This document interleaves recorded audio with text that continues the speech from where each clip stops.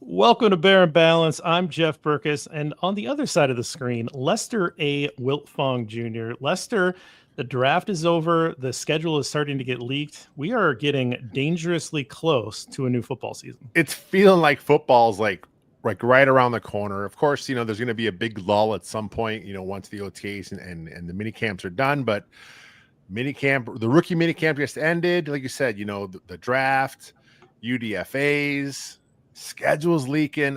It's football season, man. It's always football season for me, so it's all good. True, but it's starting to feel more real. But today we're joined by a special guest, lead draft analyst, and new Twitter Hall of Famer, Jacob Infante. Welcome to the show, sir.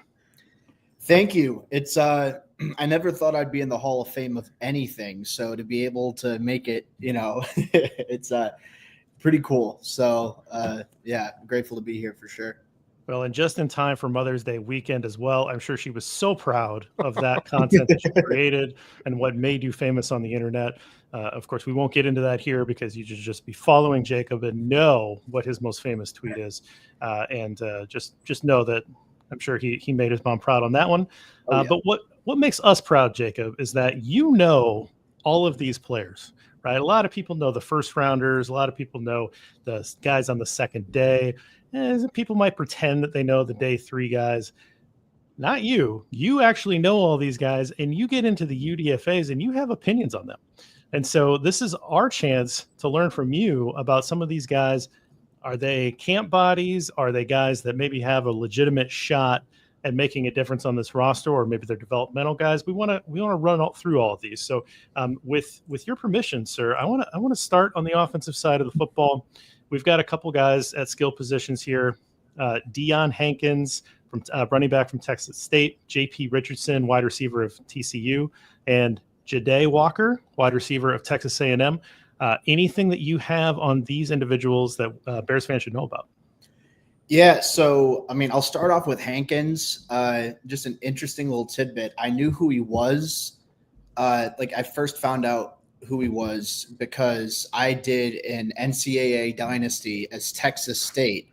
And that's how I found out who Deion Hankins was, because him and Ishmael Mahdi, he's a running back. He transferred to Arizona. He's really good. Hankins is good as well. As I'm looking, I'm getting distracted because my cat's licking there's a plate out that I left out from dinner. He's just licking on the plate right now. So that's fine. He'll be okay. Yeah, he'll survive. It's the famous cat named Noki. Yes.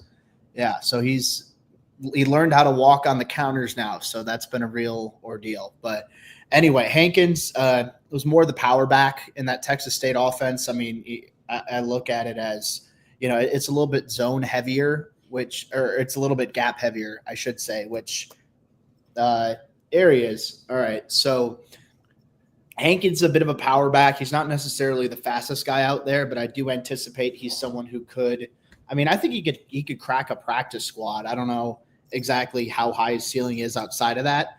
I think Ja'Day Walker and J.P. Richardson, are two very different receivers. I think that, J.P.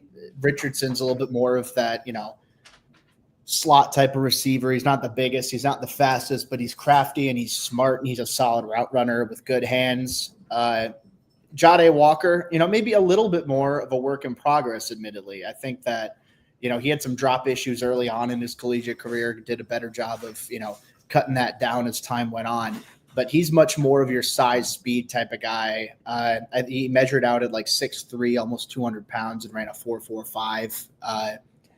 You're not getting as much of a refined technician with him. Obviously, considering he had those measurables and still went undrafted, but it's worth someone, it's where he's worth bringing in to camp just because of the upside that he has physically. I don't know if he's ever going to be anything more than like a wide receiver 5 or a wide receiver 6, but a guy who's that tall, who's that fast, at worst case, he could be a gunner on special teams. Any of these guys have a chance? Cracking the roster, the 53, I just at the skill position, I think that's a tall task to ask for here. But do any of these guys interest you as practice squad guys that you think can develop into something down the line? Yeah, I certainly think so. I'm interested in that wide receiver 6 spot on the Bears roster, honestly, because I mean, the top 3 are set in stone. You're bringing in Zacchaeus as the wide receiver 4. Duvernay is probably going to make the team with his special teams ability. And that really opens it up. Do you keep Tyler Scott on, even though he hasn't shown a ton as a receiver, or on special teams? I mean, that's where it opens up an opportunity. If, JP Richardson does have some punt return experience, I don't know if he's ever going to be like a team's primary punt returner, but the fact that he can do it is helpful. I don't think any of the offensive guys are going to crack the 53. I think Hankins admittedly has a bit of a steeper curve to the practice squad, just because I think the Bears do keep four running backs on the roster. And even then, Ian Wheeler's probably going to get the nod. And I don't anticipate that you're going to have 4 running backs on the 53-man roster and then another one on the practice squad. But I'd say Richardson has a chance as a backup slot receiver. Jade has a chance as a backup guy out wide. I don't necessarily think either of them are going to, set the league on fire by any means, but I could see both of those receivers realistically cracking the practice squad. Yeah, I'm glad you brought up Scott, because that's a guy Bears fans have been waiting for him to kind of break out, just going into year 3 now. But I think Scott gets kind of caught is he's going into year 3, but it's a brand new regime. So these guys owe him nothing. They didn't draft him. So you got a guy like Scott who, has been on a team obviously the last 2 years, inactive a bit last season. But now the Bears brought in Maurice Alexander, who was from a former Lions practice squatter. They got a couple guys here with the UDFAs in camp. I think Scott's the guy that's being pushed off a lot of people's depth chart projection, right? Yeah. I'm sorry. There's some my cat's getting very hyper. The neighbor dog is running by, and so he decides to run face first into the blinds, and then decides to complain when it hurts, which is so this is the cat that you found, right? You kind of discovered him, and he just became yours. Yes. Yeah. I didn't adopt him. My leasing office in my apartment complex found him. I came in to check my mail, and I'm like, hey, you guys need a cat sitter? I'll do it. And then 10 minutes later, they show up with him at my door. And now he's mine. No one ever claimed him. So we're just hanging out. He's a little bit of a doofus, but anyway, let me get this straight, Jacob. This cat is running headlong after a larger animal and willingly crashing his body into a wall. So this sounds like a gunner. Absolutely, he's a he's a special teamer for sure. He's hard hitter. He's pretty fast. Reckless abandon. Doesn't really care what happens to his body. In the slightest, but I don't know if he's got the processing ability to drop back into coverage on defense, but he's got the tools and the want to, so he can make it work. That's worth a lot here. Well, let's special teams is the path for a lot of these guys. Let's flip it around to the other side of the ball. I want to ask, there's 6 defenders that are UDFAs that the Bears have signed. So let's take this in 2 steps. I'll start with the front 7 guys. Xavier Carlton, a defensive end out of Cal. Is it Jareem Robinson, a defensive end out of Kansas? I think so. And then a linebacker by the name of Power Eccles from North Carolina. I mean, that guy has potential written all over him because his name is Power. So where do you want to go? Where do you want to start? What do you know about these guys? Yeah, so I'd say the one I'm most familiar with is Power Eccles, the North Carolina linebacker. I mean, he had a productive collegiate career. In the grand scheme of things, I mean, he's not going to wow you with his athleticism. I mean, it was reflective in his, RAS, and, I saw it on tape. I did have an undrafted grade on him, but he was someone where it's like, okay, he's good enough where, you can prioritize an undrafted spot on him. 307 tackles over the course of his collegiate career. He's a smart processor, reliable tackler, shows off. He's a little bit undersized, but he shows off, willingness to engage in contact, which I think, again, going back to the special teams piece is something that could help him. that linebacker competition is going to be really interesting to me because, I mean, you're bringing in, you drafted Ruben Hippolyte, Amen Ogbongbemega, you brought back Noah Sewell still on the roster, and now you bring in a guy like Power Echols. I think Echols is on the outside looking in. I don't know for sure if he makes the 53, but he's someone I think should make the practice squad. As far as the other defenders go, honestly, I'm kind of I'm not over the top stoked. I'm interested, though, in seeing what Xavier Carlton brings out of California. Admittedly, I didn't have too much on him before the draft, but, doing a little bit of research after the fact, a little bit of a tweener. He's bigger for an edge rusher, smaller for a defensive tackle, but he's got long arms. He's got big hands. He's powerful at the point of attack. So I think someone he fits that inside-outside versatility in theory where, you hear all the time that coaches love guys who can rush off the edge and who can also, rush as interior defensive linemen as well. So I think that's, again, I don't necessarily think I'm coming into this admittedly a little bit lower on the undrafted free agent class as a whole this year, which, it's fine because the roster itself is significantly better. So it's a steeper chance to make the 53, which makes sense. But I mean, in any case, I don't necessarily think there are going to be any edge rushers or I should say any undrafted free agents who are going to crack the 53. But Jameer Robinson, though, is someone who's got some juice off the edge. He's got some, decent pass rushing production. Obviously, a former teammate of Austin Booker. So, do with that what you will. But yeah, I'd say Echols is definitely the one that I'm the most familiar with. And having watched him, I don't think he does it in year one as a 53-man guy, but I could see him maybe down the line if he impresses enough on special teams. I'm glad you brought up Hippolyte because this is a guy that obviously a lot of Bears fans, when they saw the pick, were like, who the hell is this guy? I watch your guys' the post-draft thing, and the same with you. You were a little surprised he went as high as he did. Now that you've had a chance to kind of see how he fits into the Bears, I mean, they only have 8 linebackers on the offseason roster, so they said that the strong side linebacker spot is wide open. Do you see Hippolyte challenging for that starting Sam spot? Now, look, it's only a 20% snap kind of guy anyway, but could he be that guy that kind of steps in and wins that job? I mean, I think it's possible. It's a little bit interesting because I feel like, the Sam position is the one that's open, but I feel like Hippolyte's admittedly a little bit more of a will just because he's, doesn't have super long arms. He's not super big. He's dense, but he's not, super strong necessarily.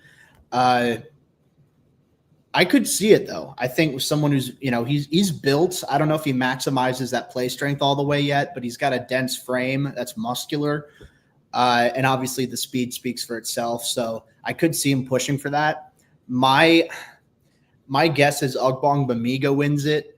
I think Sewell admittedly is the best fit out of the bunch, but we haven't seen much of him at all in the in the NFL on defense. So I can't really put too much stock in that. So I don't think Ruben wins that job, but I certainly think there's a chance. Real quick before we move on, I want to ask you one more question about another guy. The Bears picked him up in the offseason, like right after the season ended. Swayze Bozeman. There's been a lot of talk about him, but he's a guy that the Chiefs were fairly high on. He ended up playing in the playoffs, in the Super Bowl, on special teams. What can you tell us about Swayze Bozeman? I assume you scouted him a little bit last year. So I'm actually to recall back to your old notes if it's possible here. Shoot. Okay. So I'll admit my memory's probably a little bit hazy. It's tough. It's tough. You're ready to turn the page on 2024 and I come up with the Swayze Bozeman crap on you. Exactly. But no, it's fine.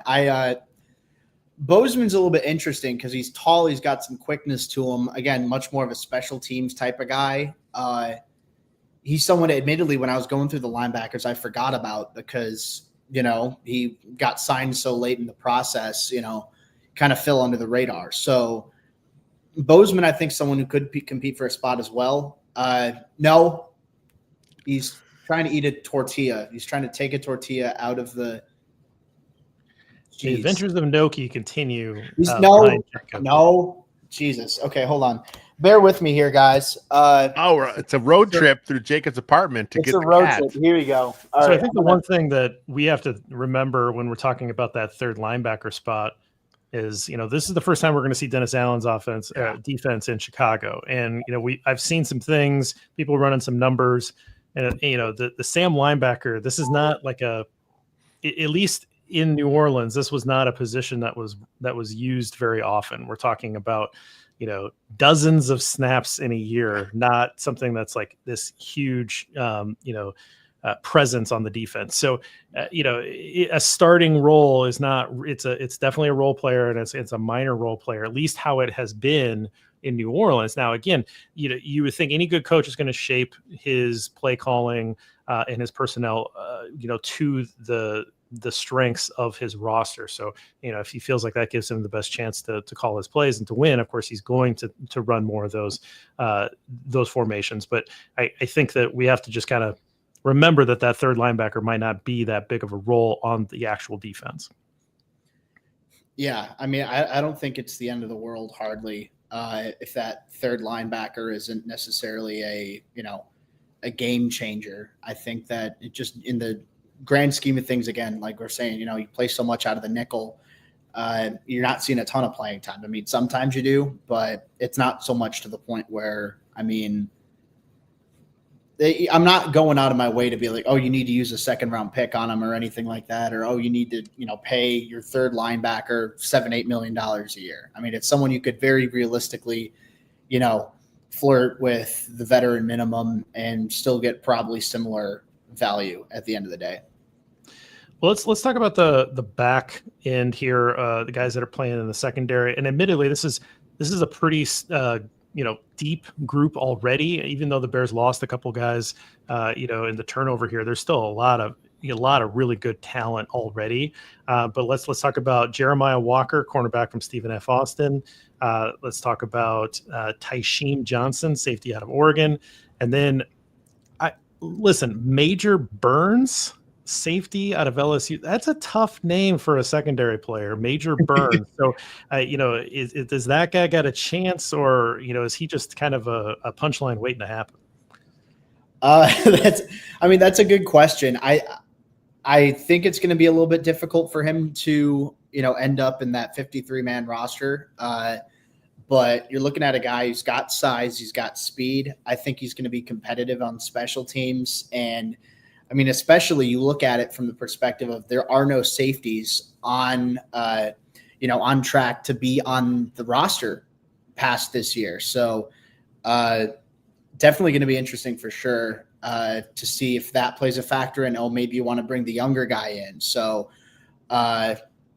whether or not he makes the 53, I don't know. I don't think he does, but I guess only time will tell. So I think Burns, he's capable. He's a willing tackler. He's a little inconsistent. Being a taller safety, it can be a little bit tougher for him to stay low, but the want to is there and the speed's there, and generally you gather a lot of momentum shooting downhill like that. So I think he's got a little bit of a steep, mountain to climb, but I think that's probably the best way to put it. He's probably more of a practice squad guy. I want to make sure we talk a little bit about Jeremiah Walker, because this is the guy that, of course, that was in the camp on a tryout basis, and the Bears just signed him today to a deal. So, I'm sure our fans have had no chance to kind of check out anything about Jeremiah Walker. Stephen F. Austin. So it's a small school. I know you scouted like 400 prospects this year. Was Jeremiah Walker one of them? So as far as like a formal grade, no. Did I hear of him in this process? Yes. I admittedly, in doing a little bit of last minute research, I pulled up his PFF information so I can share that if that interests you guys. Let's go. Yeah. So, you pay for this stuff. So 6 foot, 200 pounds, finished last year with a 79.7 coverage grade, 78.1 tackling grade. And then 79.7 overall grade for Stephen F. Austin in 2024. So there's, it's someone who's got size and he's been reliable at the collegiate level. So looking at it last year, Admittedly, the passer rating allowed is 97.3, which is a little bit higher than you'd like for an FCS type of guy.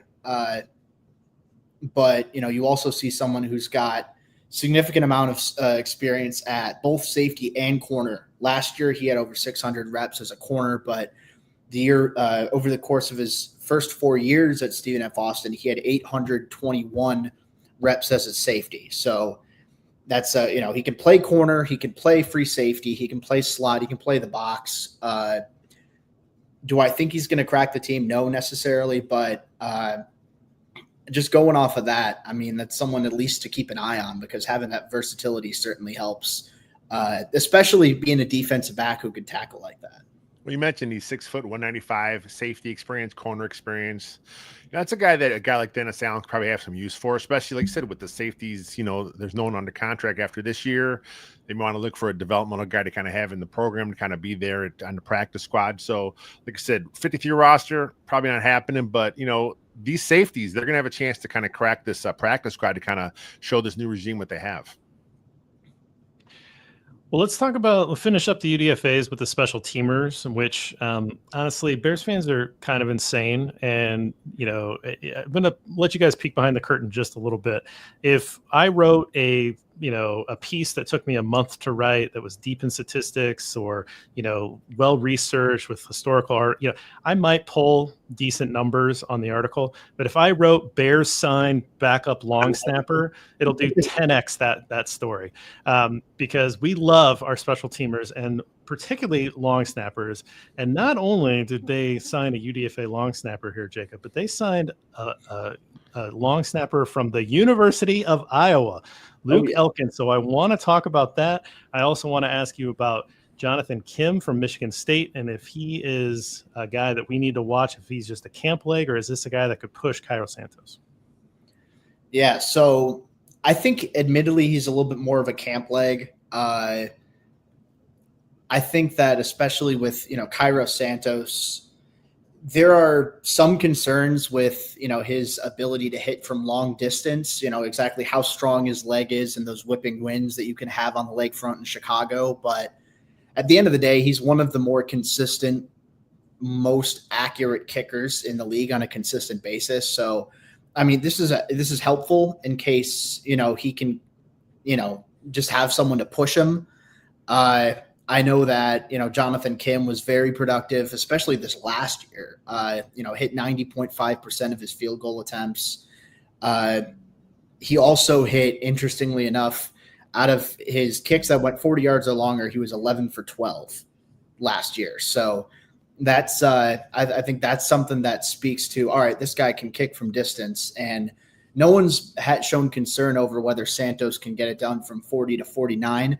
But there have been some concerns of, okay, once it gets to 50 yards and up, don't really know. So, and then, looking at Jonathan Kim over the course of his career, he went 3 for 4 from beyond 50 yards. So that's something where that's shown, that's a specialty of his.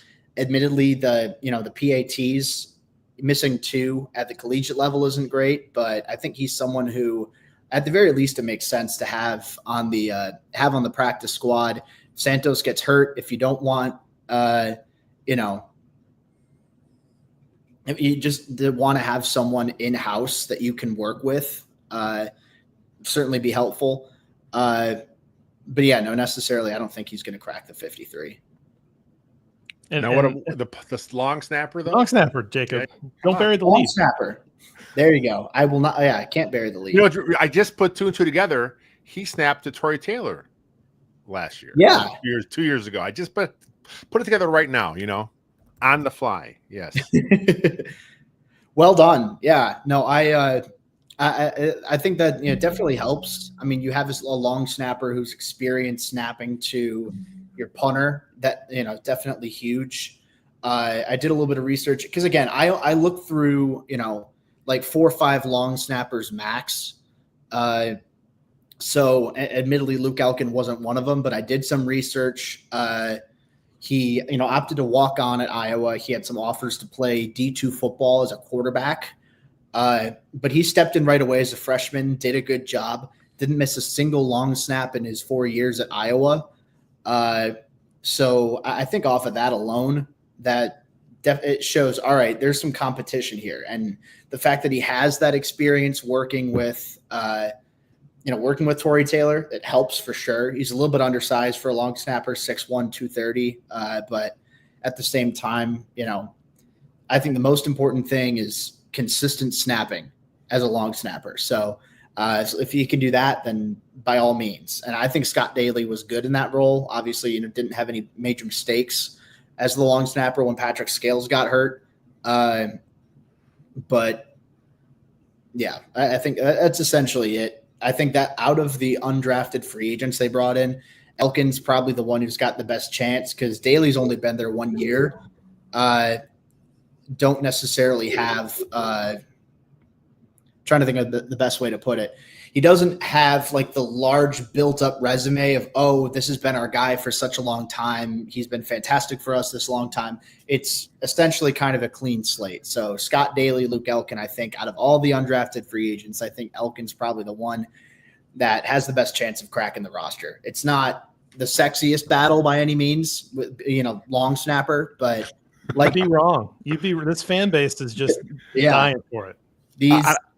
Bears fans will find a way to get into it. I'm not sure if you caught Richard Hightower, special teams coordinator, his presser yesterday, but he was asked about the long snapper, and he spent a good, few minutes talking about Elkin, about how he's very consistent on his longer snaps and his shorter snaps for PATs, obviously, and for field goals. So, the beat is on it. They're ready for a long snapper battle here in Chicago. Yeah, I mean, you said it. Like the beat loves it. The fans love it. They'll find, this fan base, this media, they'll find a way to, overblow the whole special team situation. I mean, and I'm here for it, honestly. I mean, I remember how big of a deal that kicker competition was. I don't think we're going to reach, that was back in what, 2019, 2019. The Augusta silence. Yeah, that was a big deal. Lord, that was. Yeah, I remember hearing about that nonstop. I don't think it's going to reach that levels, but we'll see. I don't even know how fans are going to be able to judge it, but they will. There's going to be someone that comes out and has, this guy had a great snapping day. I'm calling it right now that there's going to be reports, and it's going to get hundreds of likes. It is what it is. So, and those reports are going to be probably from either you or me when we're at training camp this year. Probably. We'll put them up We're there. going to put the stopwatch on the snap. Luke Elkin was 0.02% of a fraction of a second quicker on his punts. Oh man. Yeah. It'll be right between Lester calling out all of the music and doing the soundtrack. So, all right, well, we're gonna move on from the UDFAs here, and we're gonna talk Trench Tribute. We start all our shows with Trench Tribute. Obviously, we had to kind of lay the foundation to say, here are the rest of the new Bears. So, the way that I wanted to do Trench Tribute tonight was for each of us to pick a guy that's on the trenches that was brought in either via trade, via free agency, the draft, or undrafted free agents, to say, this is the guy I'm most excited about because. So, Lester, let's start with you. Who's the guy on the line that you are most excited about that's a new Bear? I mean, they revamped the O-line like I never thought they would have done. They attacked it, obviously, the interior. Same with the D-line. They brought a bunch of guys on the D-line. But I'm going to go with the guy that may not even play this year. I'm going to go with Ozzie Trapillo, the rookie, Boston College. I watched a little bit of his film early on in the process. I always do my theme mock drafts. So when I get to these these guys on my picks, then I go back and I watch some film because he popped up on my mock. Let me go look at him. He's pretty athletic. I mean, obviously most of his stuff was at right tackle in Boston College. You guys did a great episode, post draft on him. I just like what I've seen from him. I liked what I saw in college. The Bears, of course, were showing a few clips of him. I know I saw a couple of the beat guys had some clips from him at rookie minicamp. And there's just something there. You see his movement skills, his athleticism. I was talking to a buddy of mine, and the thing he pointed out to me was, say, look at his hand placement.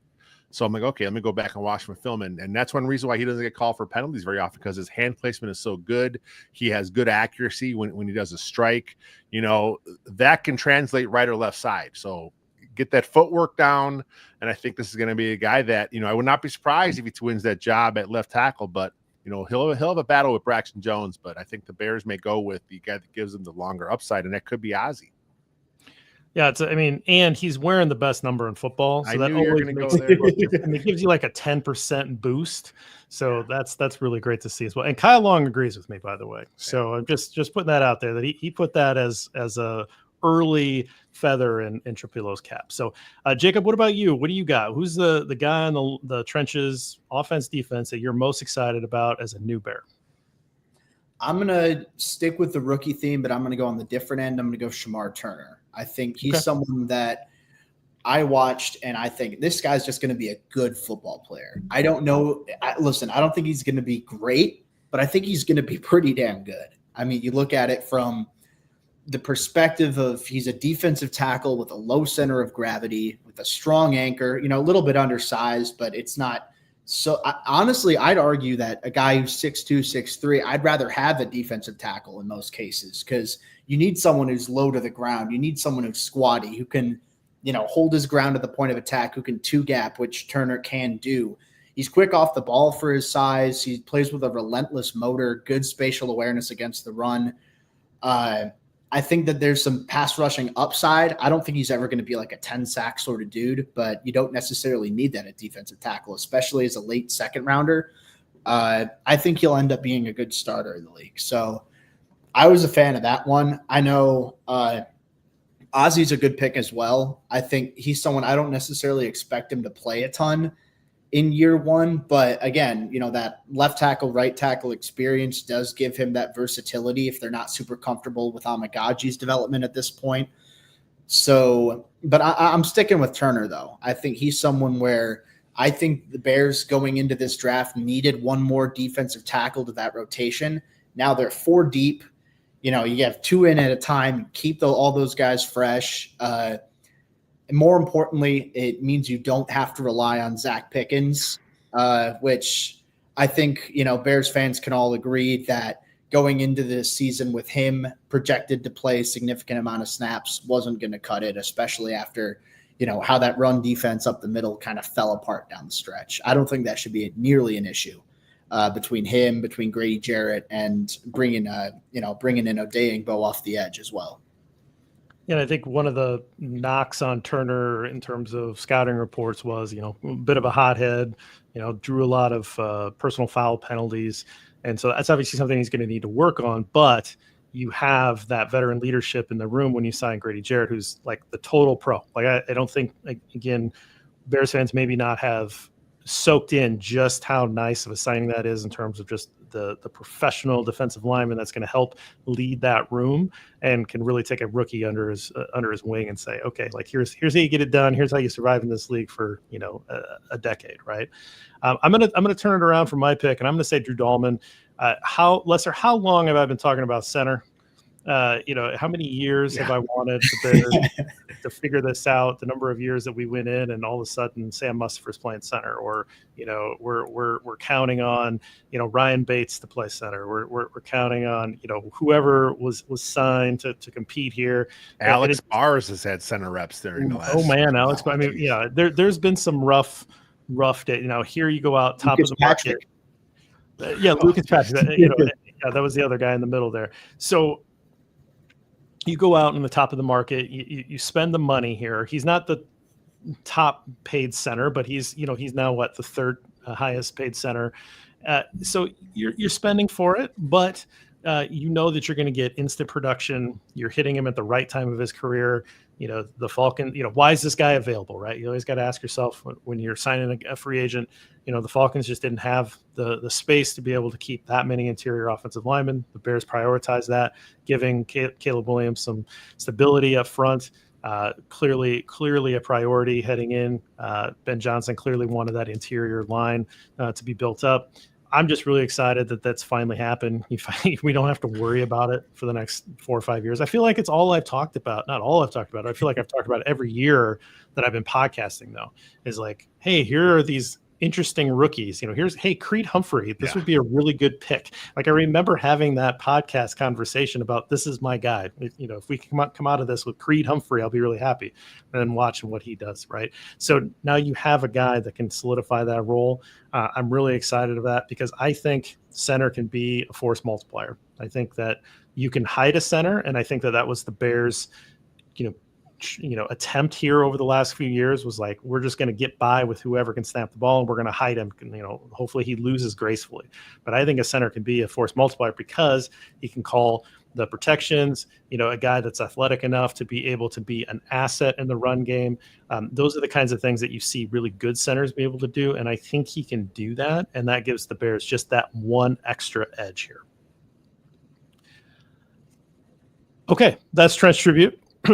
Quick break here. We're gonna stop and let somebody pick up the tab here, and then on the other side of this, we're gonna do a little 3 Bears of the off season. Stick with us.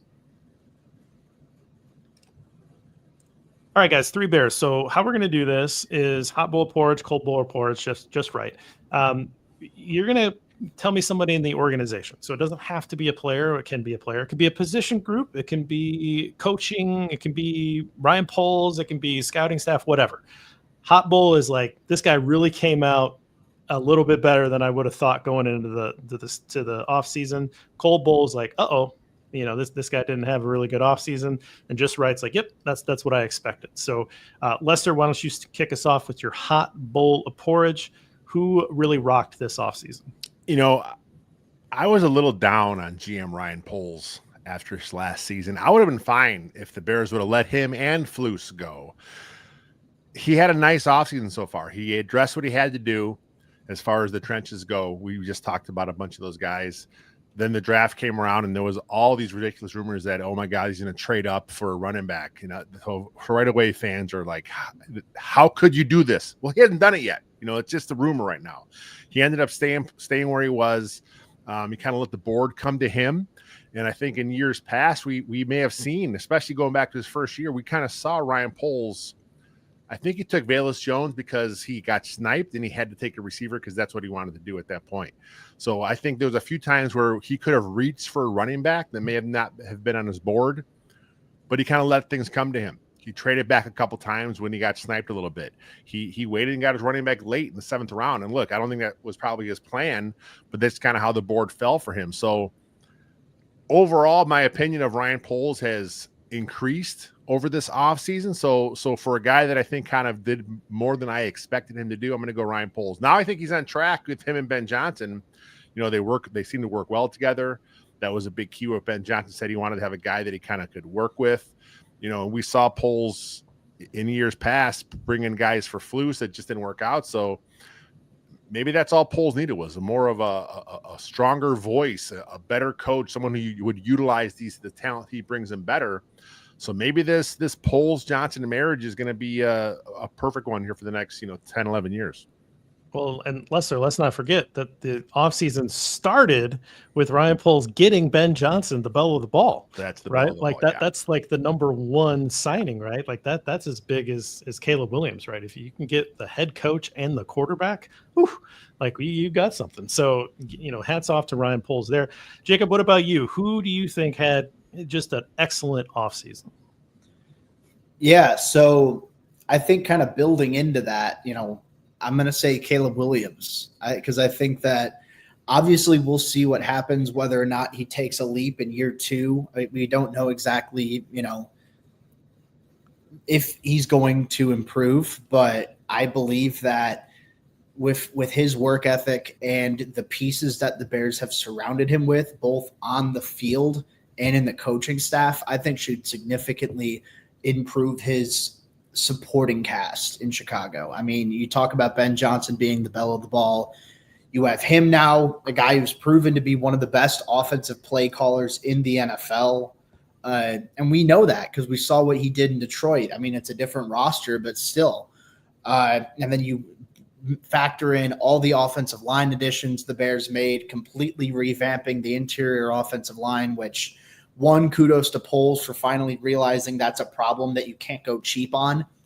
And, but that's something that should help Caleb significantly given how much he was consistently under pressure, how much he was sacked last year. And then you bring in, in the passing game, you bring in Colston Loveland, you bring in Luther Burden. He's got more weapons, even more so than DJ Moore and Roma Dunze and Cole Kmet and DeAndre Swift. So I think that I'd have to say Caleb is the biggest winner just because the difference, at least on paper, is night and day. And I mean, we'll see how it all gels together on the field, but I feel like from a pure personnel perspective, it's totally different. It's, much better, and it's not even close. Yeah, I mean, I think that's the answer that I wanted to craft and make sure we spent some time with, because a lot of the capital was spent to make sure that he could be successful, right? I mean, the Poles dedicated capital to center, right guard, left guard, potentially a new left tackle, either this year or next year, in Ozzy Trapillo. And he has a first-round pick now in the tight end Loveland, and he's got a second-round pick that had first-round talent in Luther Burden. And so now you've added that to an already strong duo of Roma Dunze and DJ Moore. I mean, this thing's ready to go. This thing's ready to hum. So you give a guy like Ben Johnson, who's crafting a new offense directly for Caleb Williams, those tools to play around with. It's going to be so much fun every week to see what he comes up with, right?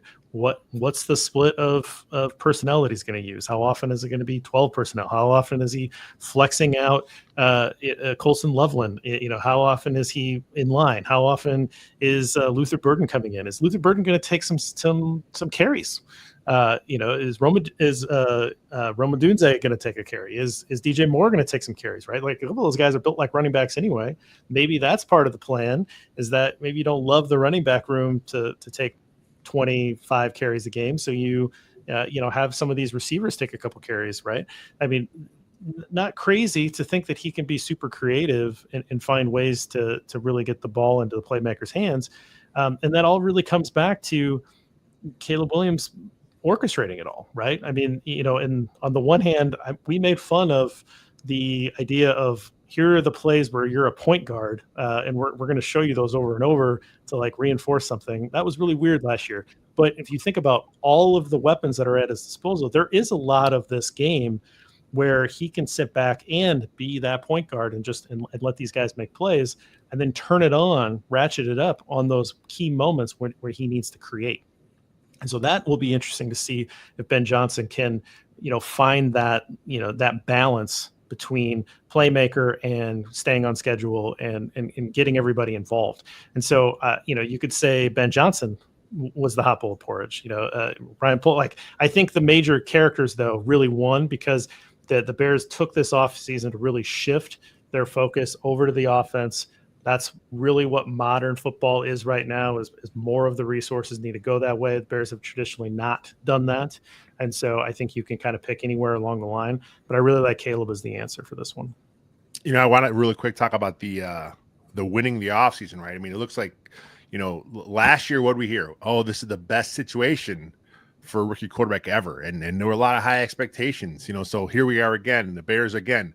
The offseason has been won because they've done so much to kind of build around Caleb Williams, which is kind of what they did last year, but it's different this year. And the key is because Matt Eberflus is no longer here. I mean, that's what Bears fans have to look at. Yeah, they have to look at that. So look, it's a different situation. The O-line, of course, has some new assets in there. It's going to help, obviously, Caleb Williams. But the fact that it's no longer Matt Eberflus, and look, I was pretty positive on the Shane Waldron hire. That did not work out at all. But Ben Johnson is just going to bring his scheme in and build it around Caleb and kind of craft it.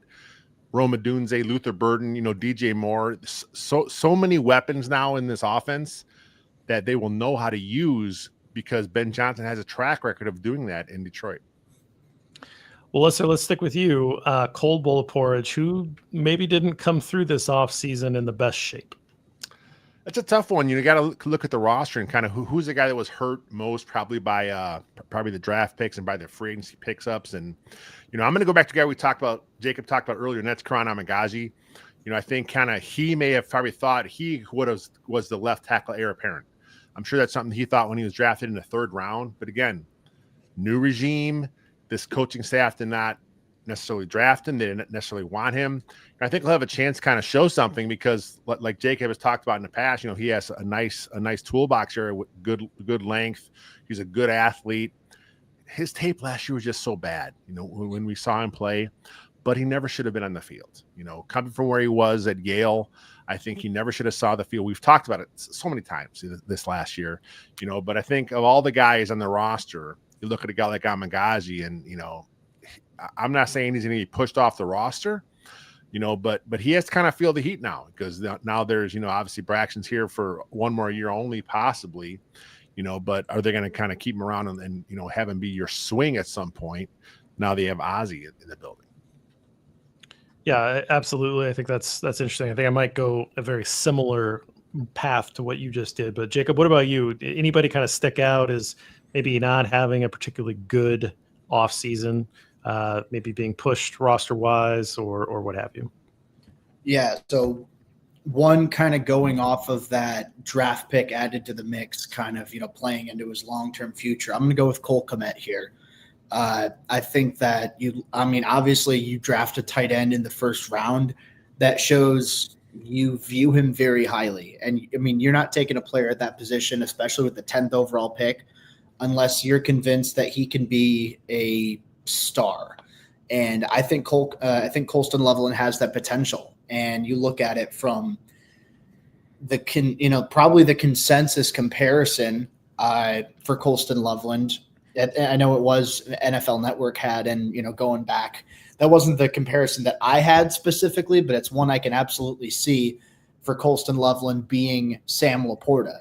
And Sam Laporta had a significant amount of success with Ben Johnson, and vice versa. Ben Johnson had a significant amount of success with Sam Laporta. So I think Cole Kmet and Colston Loveland are 2 different types of tight ends. I think Loveland's much more of a vertical field stretcher, whether it's on go routes, on seams, deep crossers, what have you. And Kmet's more of an underneath type of guy who can sit in the zone as a security blanket. And both have, value for sure. And I think that Kmet's still when you look at the 32 starting tight ends in the NFL right now, I think I'd take Kmet over more than half of them.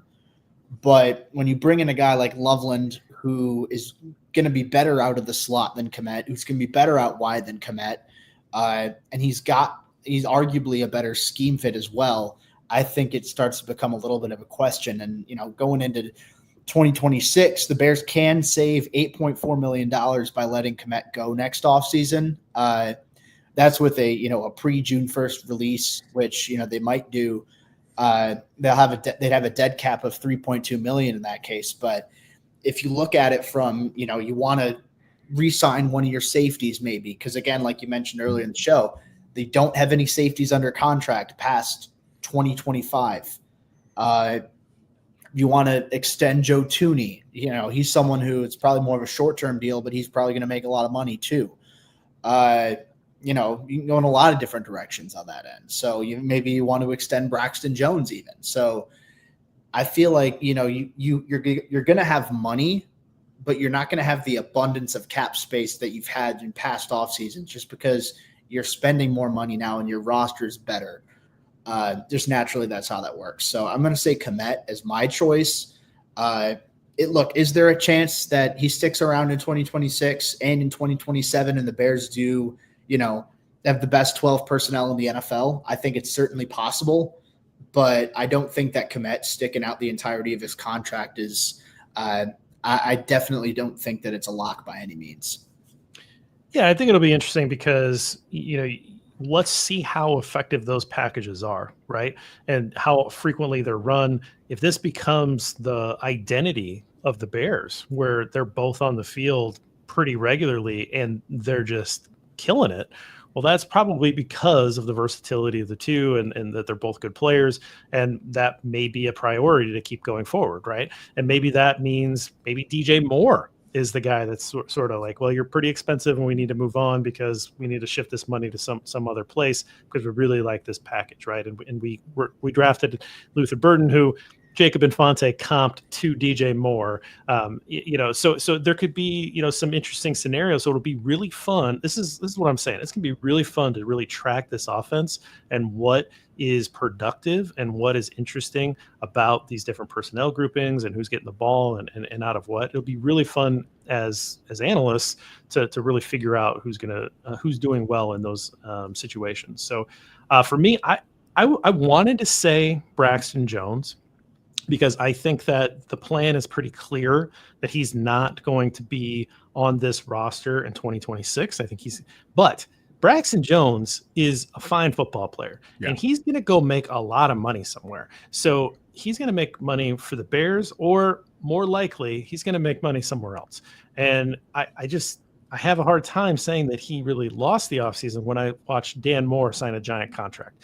So Braxton Jones is going to make that kind of money. And as a Braxton Jones, just stay healthy, my man. Like, stay healthy. You're going to make some good money next year.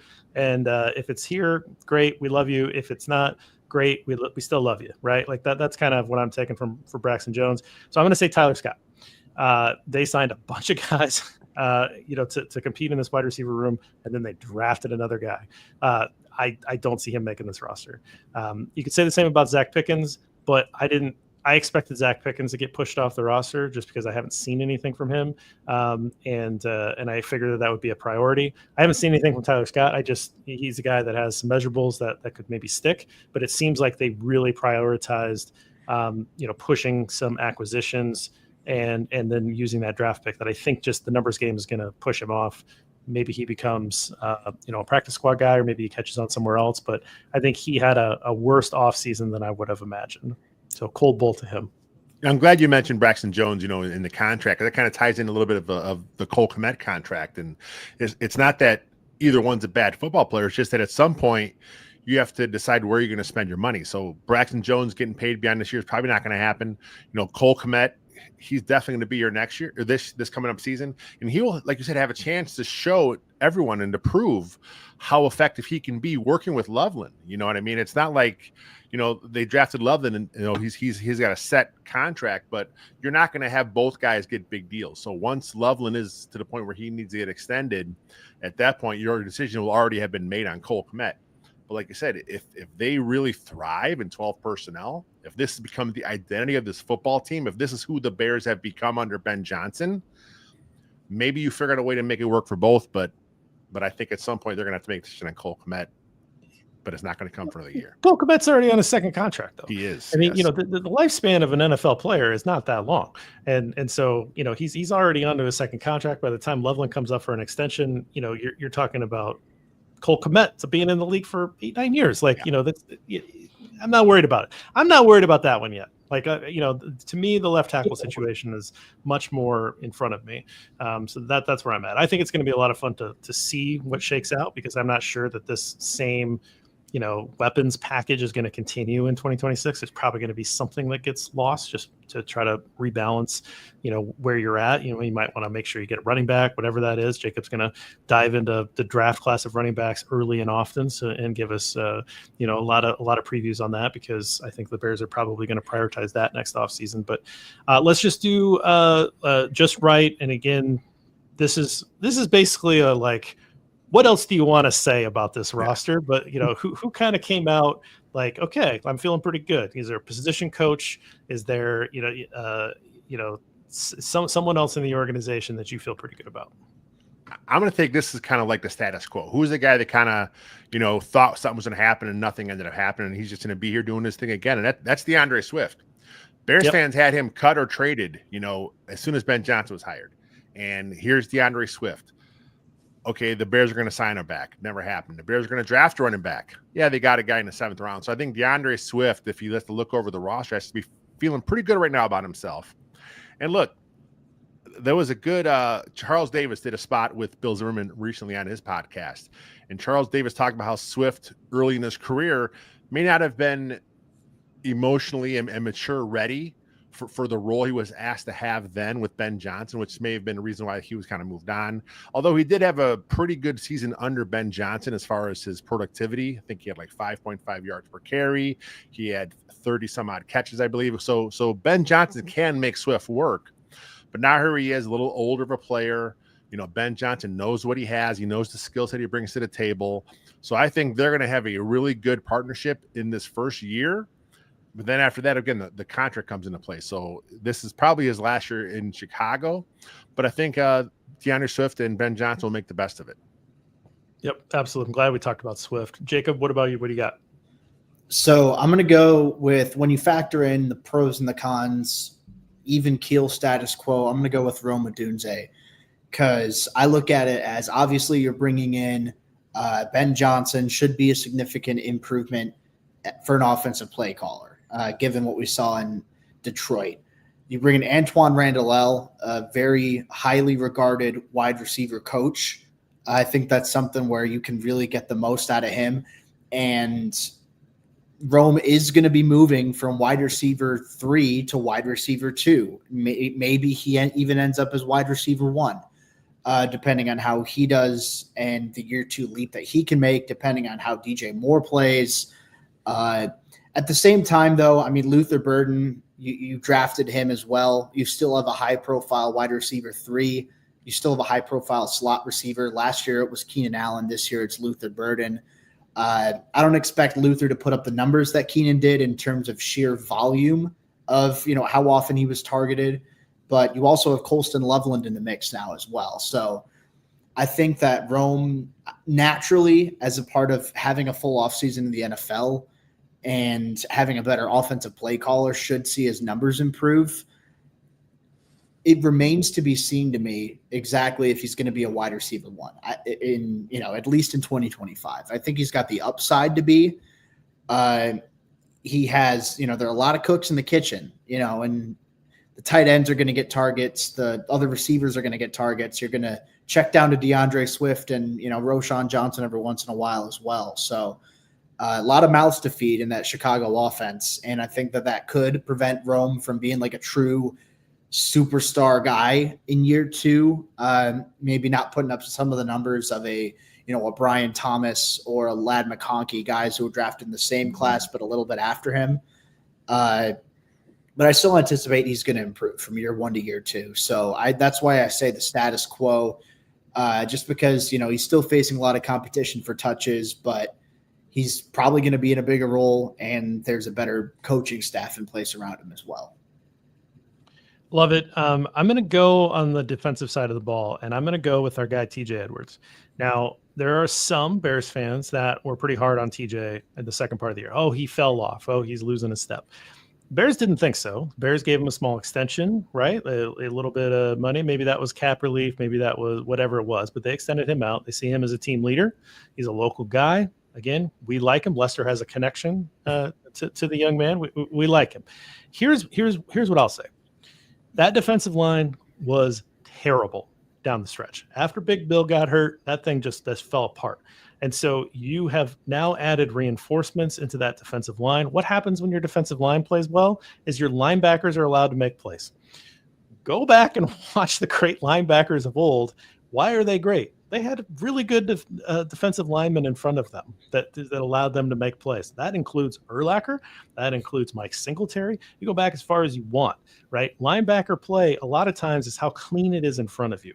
And to put all of the problems on TJ Edwards because, he looked really bad. Yeah, the defensive line was terrible. The defensive line wasn't keeping anybody off of him. So I'm happy that he got rewarded. He's still a leader in this locker room, and he's going to come back and I think lead this defense to a much higher productive level than what it was last year. And I think that we're not talking about the defense enough. This is a good unit with a lot of talent that have a really good defensive coach. say what you will about Flus, but he lost the locker room pretty early last year. And so now you've got a new guy coming in who is proven. That guy has gotten, head coaching jobs, plural, because of how good of a defensive coordinator is. Now he's calling the defense here. This is a pretty good match here. There's a lot going on to be excited about on both sides of the ball, and we're not talking enough about the defense. So I'm excited about our guy. I think that I'm glad that it's steady Eddie for him, and I'm looking forward to what he can do. The Dennis Allen thing, like you said, it's getting lost a lot in the shuffle here because we're so excited about Ben Johnson, Caleb Williams, Roma Dunze, the offense, Loveland Burden. But I went back and watched some same stuff with Dennis Allen, the stuff he does with his front, the looks he gives, the stunts he runs, the vanilla Flus thing. It's not happening this year. So a guy like TJ Edwards, where Bears fans look and say, oh, he may have fell off. Dennis Allen says, no, this is a guy that I value. Let's bring him back for my defense.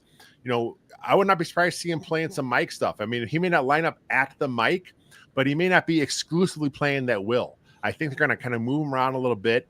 He's shown to Bears fans that he's a pretty good blitzer. He has good timing when he shoots those gaps. So we may see him kind of move around that front a little bit and take advantage of some matchups, just like he does with the front four. He may do the same thing with Tremaine Edmonds and TJ Edwards and whoever the Sam is that gets in the field. He may be moved around a little bit too. So it's going to be exciting to watch Dennis Allen and kind of do some different things as Bears fans, because it's not the same old we were used to seeing with Flus. Absolutely. And I'll jump in real quick with just one thing. I think that it's a perfect situation for a defensive coordinator to have, or at least I'd say Dennis Allen is the premier candidate. Because, look, he's already been head coach twice. I mean, he had a stint with the Raiders, had a stint with the Saints, got fired both times. I don't anticipate anyone's going to be looking his way for a third head coaching gig anytime soon. So, I think that having the chance of that stability on defense could be very valuable because, again, like you said, he's proven that he's a very good defensive play caller. He's proven that he can be creative with the rush packages that he sends, the fronts that he sends, the stunts and everything. And that's someone who has the potential to stick around for a while if things work out. I mean, you look at what Steve Spagnuolo has been for the Chiefs. I mean, he's already been a head coach. Don't really get the sense that anybody's going to hire him to be a head coach again anytime soon. You look at the Eagles, Vic Fangio. I don't think anybody's going to expect him to be a head coach again anytime soon, but they're defensive specialists and they have the ability, they can stick around for a while just because, they do what they do. And I think that Dennis Allen could become that guy. It's not like it's this, sharp, innovative defensive mind. Someone's going to talk themselves into, hey, let's give him a shot as a head coach. You know what Dennis Allen is, and he's a damn good defensive play caller. So I think that especially with a first-time head coach, we know what Ben Johnson is as an offensive play caller. He's fantastic. But as a head coach, still unproven. But you have some stability at that defensive coordinator spot, in theory, could work out very well. Great place to end it. Couldn't have said it better myself. We're gonna stop here. Thanks for everybody for joining us. Jacob, where can people find your stuff? Yeah, so you can find me on Twitter X at Jacob Infante 24. I'm on Threads as well. I believe that's at Jacob Infante. Obviously, here at Windy City Gridiron, you can check out all my Bears stuff, my NFL draft stuff. Also got draft articles over at Pro Football Network. So that's where you all can find me, as well as my Patreon, patreon.com/Jacob Infante. So that's my elevator pitch in a sense. So I don't think I'm missing out on anything. Log on, go give that young man some money. Please. Lester and I will be back at some point. I've got an idea that I feel like Lester and we got to go talk about these retired uniform numbers at some point. We got to talk about that. It seems like people are like really agreeing with us, or they're really not agreeing with us. So maybe that's a good topic, a good off-season topic. But we'll be back at some point. There's channel is really going to flow this week. I know Taylor's got something coming out tomorrow. And we've got some schedule reaction stuff with Bears Over Beers coming up on Wednesday night. And then I know Mason's coming back on Thursday night to talk a little bit more schedule. So, we have a busy week and it's May. because, this is what we do. We love to talk about this football team. Lester, any final thoughts? No, it's good, man. Let's get the hell out of here. Let's get the hell out of here. All right, guys. Thanks. Thanks.